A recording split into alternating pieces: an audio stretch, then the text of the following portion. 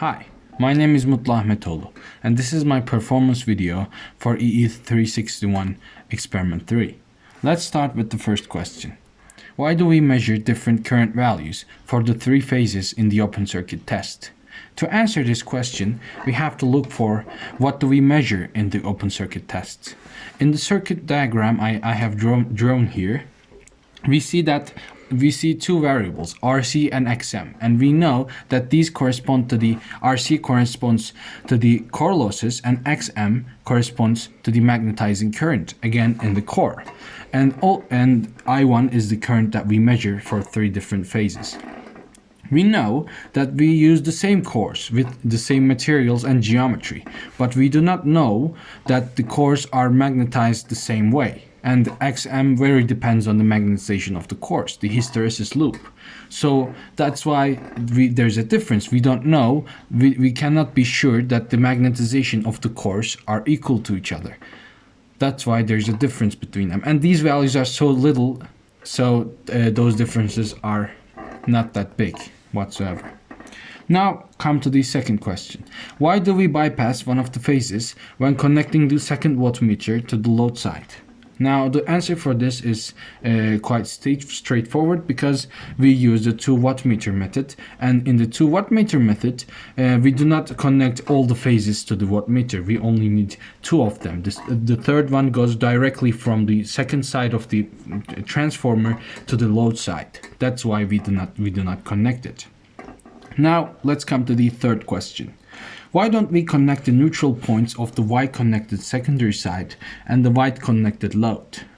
Now let's again look at the circuit diagram. The left one corresponds to the secondary side of the transformer, and the right one corresponds to the load. And theoretically, we know that the neutral points of these Y-connected systems are at 0 volts. And 0 volts is a relative value, but what is important is that these voltage values are equal. They're both equal to the ground.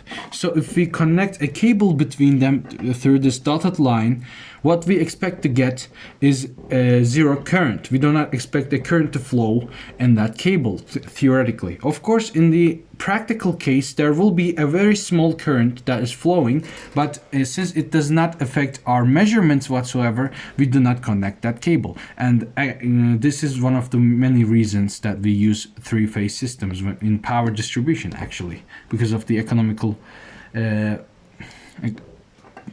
cheapness from less cable usage. Now come to the third question. Why there is a fan at the back of the resistive load bank but not at the back of the inductive and capacitive load banks? Now the answer for this question is that fans are used as cooling devices. So when there's a fan used, it means there's some joules heating at that place. So there's some power loss, and that power loss is in terms of heating. We know that the average real power of resistive load banks is not 0. There's some joules heating loss, power loss. That's why we need some heating device. But for inductors and capacitors, the average real power is 0. What energy we give to them, they give it all back to us. So there's no heating, nor in normal working conditions of these devices. So when there's no heating, there's no need for cooling systems. That's why there's no fan in these load banks. Now let's come to our last and fifth question. Why the input real power value increases when we go from two resistive and 2 inductive load case to the 2 resistive 3 inductive load case? And to answer this question, we have to look at how these systems are connected. What I have drawn here is the 2 resistive, 2 inductive case. And when we add the third stage of the inductors, what happens is that those 3 inductors are connected in parallel with these inductors and resistors. So what happens at the load side is that if we express the load side impedance as R plus JX, what happens to this X value is that it decreases, because these inductors, when these inductors are connected in parallel, the equivalent inductance value drops. And when this X value drops, the value of the impedance, the magnitude of the impedance at the load side decreases.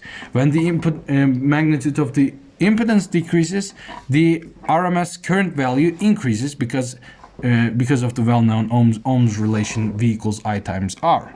That's why I RMS increases. Also, since we keep the input voltage at a constant level with the line-to-line voltage 230 volts, and we increase the IRMS value, the overall power increases. This is the reason. Thank you.